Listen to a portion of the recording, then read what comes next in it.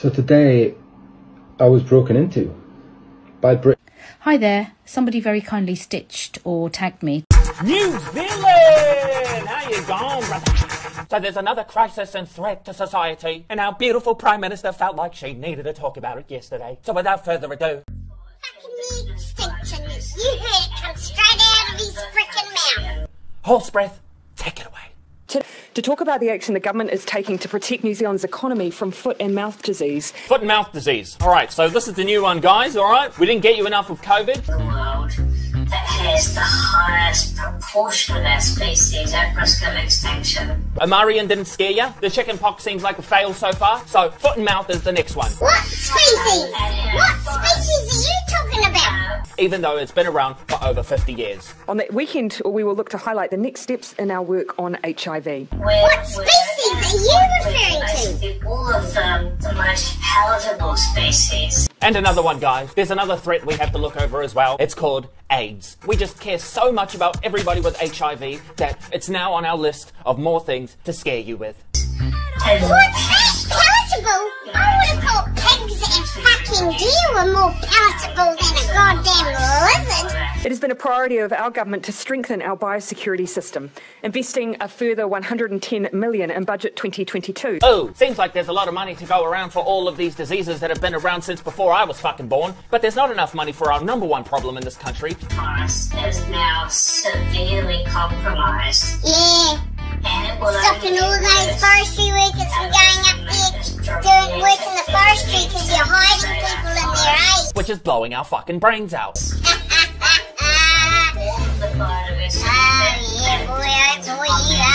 To protect us from diseases like this, to preserve both our unique biodiversity and our agricultural sector, worth over $52 billion to our economy. And ultimately to save us, because Fucking aliens to save you! those systems as well. Again, more millions and billions for other things that nobody cares about when there are real problems like mental health happening right now.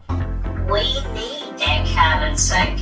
Oh! Really? It's our... Why? Because you can't breathe on the top of on the planet. Which gets no money. While the World Organization for Animal Health estimates the virus is present in 77% of the world's livestock population, You have to be in the ground. trying to regenerate our forest. New Zealand has never had an outbreak, and we want to do all we can to keep it that way. You regenerate your forest, your friend.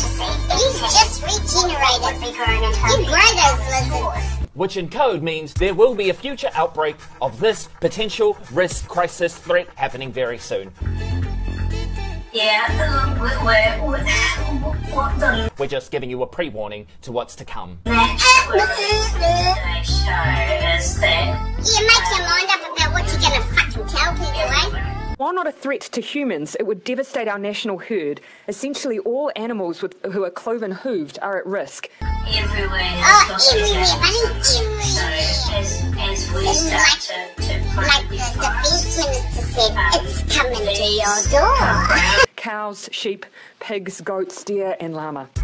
Now we're getting somewhere. Sounds like these are all the things that most of you have for dinner. the pigs and the goats, we'll see those. In the event of foot and mouth reaching New Zealand, all trade in animal products would be stopped, and rural businesses such as farms, farm contractors, animal processors, and transporters would be affected. As Pigs now. the Pigs, we gotta get rid of the pigs. He said that. Animals would be slaughtered, You heard him. You heard him say it.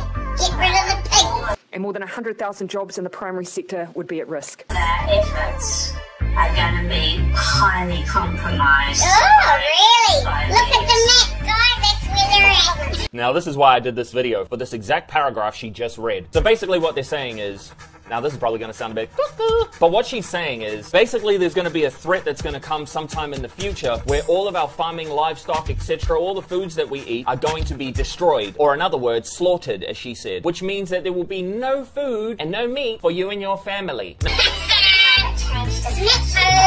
highlight this issue or suggest any policy suggestions to deal with it. I know there's going to be a lot of people, oh yeah, there's always going to be animals, but I'm telling you right now that this sounds like a pre-warning towards, you know, the agenda. If you know, you know, you know. What I believe what she's doing here is just setting us up for what's to come in the next few years. Like, again, I don't know why any idiot would just go and show everyone where the fucking lizards when you say stuff, which I kind of just touched on then, you go, oh, this guy's a fucking nut job, right? But this is the kind of stuff I was saying back in 2020. Right, because it does suggest that ministers are open to that we are making today. Open to fucking crookedism. And then 2021 came along, and you all were like, oh yeah, this is normal. Lock us inside. Yeah, that's great.